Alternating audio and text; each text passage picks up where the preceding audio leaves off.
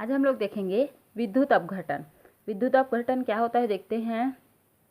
किसी विद्युत अपघट्य पदार्थ की पिघली हुई अवस्था या जलीय विलयन में विद्युत धारा प्रवाहित करने से उस विद्युत अपघट्य का रासायनिक अपघटन क्या कहलाएगा? आपका विद्युत अपघटन कहलाता है। अथवा देख सकते हैं किसी यौगिक का विद्युत धारा द्वारा रासायनिक अपघटन विद्युत अपघटन कहलाता है। माना कि हम लोग क्या लेते हैं, इस प्रकार से एक पात्र है, इसमें इलेक्ट्रोड है या फिर इसका हमें विद्युत अपघटन बनाना है। तो जब आप इसमें विद्युत धारा प्रवाहित करना शुरू करोगे तो यह पदार्थ धीरे धीरे पिघलना शुरू होगा या फिर क्या होना शुरू हो जाएगा, जलीय अवस्था में परिवर्तित होना शुरू हो जाएगा, जिससे उसमें क्या हो जाएगा, वह उसका विद्युत अपघटन हो जाता है। ठीक है, तो ये होता है हमारा विद्युत अपघटन। अब विद्युत अपघटन को बताने के लिए नियम दिया गया है, तो विद्युत अपघटन के नियम देखते हैं। सर्वप्रथम माइकल फैराडे ने सन 1833 से 34 में विद्युत अपघटन का नियम दिया, इसीलिए इस नियम को फैराडे का विद्युत अपघटनी नियम भी कहते हैं।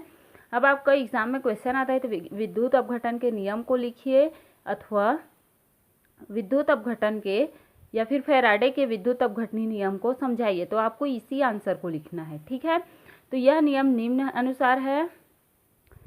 इसने दो नियम दिया। प्रथम नियम क्या कहता है देखो, विद्युत अपघटन से किसी इलेक्ट्रोड पर मुक्त होने वाले पदार्थ की मात्रा विद्युत अपघट्य के विलयन या पिघली हुई अवस्था में प्रवाहित विद्युत धारा की मात्रा के क्या होता है, समानुपाती होता है।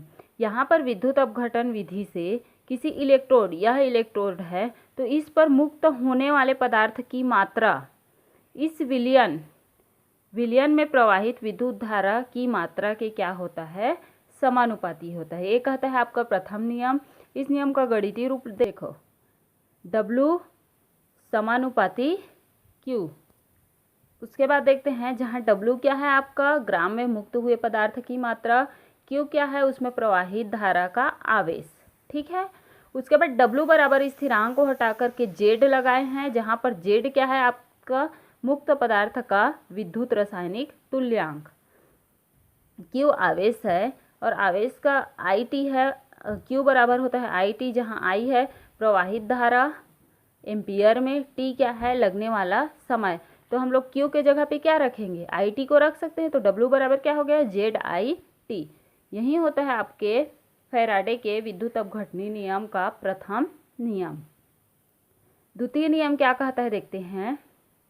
श्रेणी क्रम में जुड़े हुए कई विद्युत अपघट्यों के विलयन में यदि विद्युत की समान मात्रा प्रवाहित की जाए तो विभिन्न इलेक्ट्रोडों पर मुक्त होने वाले पदार्थों के द्रव्यमान उन पदार्थों की तुल्यांकी द्रव्यमान के समानुपाती होता है।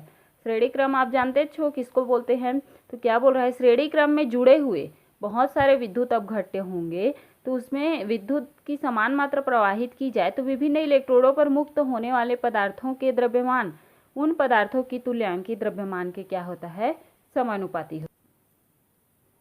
तो W समानुपाती E हो गया, जहाँ E क्या है विद्युत मुक्त हुए पदार्थ का तुल्यांक है, विद्युत रासायनिक तुल्यांक। तो W बराबर स्थिरांक को हटा करके K लगाए तो K बराबर क्या हो जाएगा, W बटे E इतना हुआ।